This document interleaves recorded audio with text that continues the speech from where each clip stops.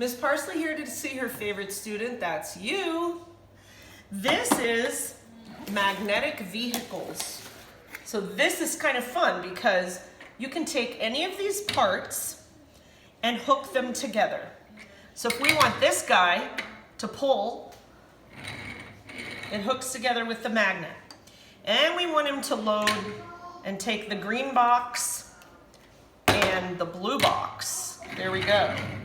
Now, oh look, the top comes off too.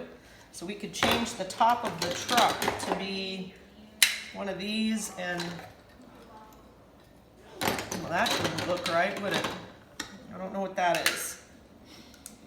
Well, clearly I'm not good at this. Huh. Yeah, you can make it look like whatever you want. Then you can make it a little trickier by having Mom say, hey, load the truck with the white block and make it drive. Add the blue block and make it drive. Change the front of the truck to be red with a purple top. Oh, that's backwards. See, we all have trouble with these things. There.